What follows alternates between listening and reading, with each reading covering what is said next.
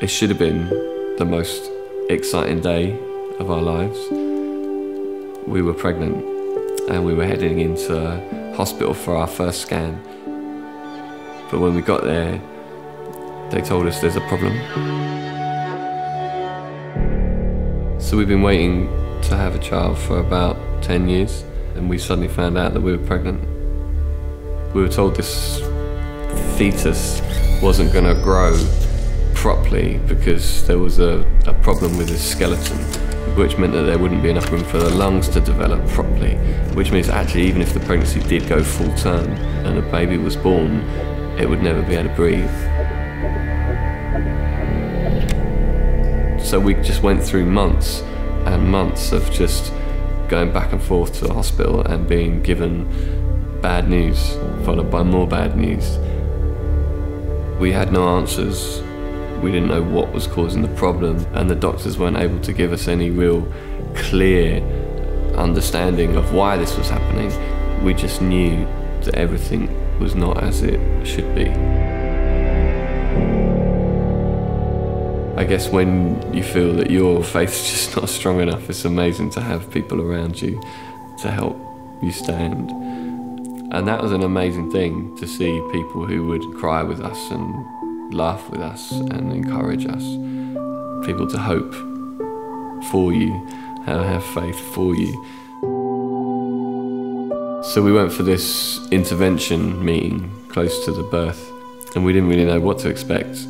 The doctors said, well, when the baby dies, would you like us to leave the baby with you in the room, or would you like us to take it next door, or should we take the baby to a hospice down the road? We were just stunned. We were like, well, we don't want any of those things. If the baby was alive when it was born, it wouldn't survive for long. We struggled with our doubt, and we'd seen God heal people in the past. We'd seen him not heal people in the past. We genuinely believed that God could, but the hard things that we didn't know if he would. When these storms in our life come, we can choose to be defined by them, or we can choose joy. Even though we didn't know what was going to happen, we needed to be thankful for what God had given us. And actually, I genuinely believe that it's in the midst of giving thanks that we saw the power of God just move.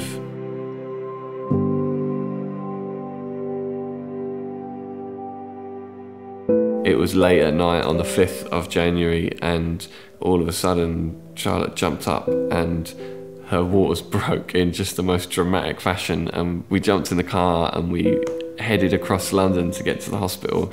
And so we were rushed into theatre, and just minutes before they were going to do the delivery, the consultant called me over again and said, Mr. Williams, you do realise we don't expect this child to live. You know, just constantly managing our expectations, kind of reinforcing to us the severity of the situation. I was just like, come on, let's just do this thing.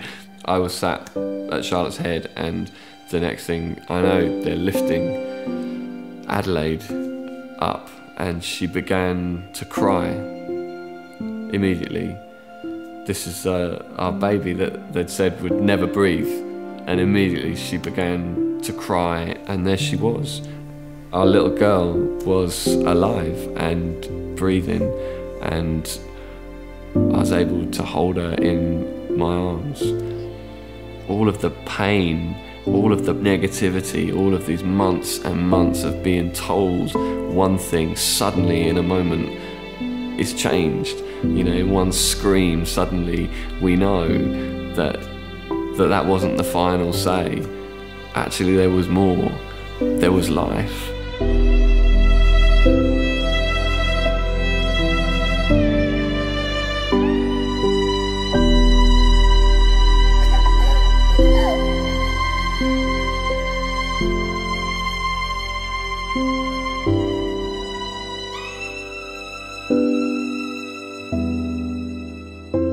So we still have lots of questions, there's still lots of uncertainty, there's still lots of challenges every day, but we know that in the midst of the troubles in life, we can choose joy. And that's a joy that's not dependent on whether stuff's going well or not.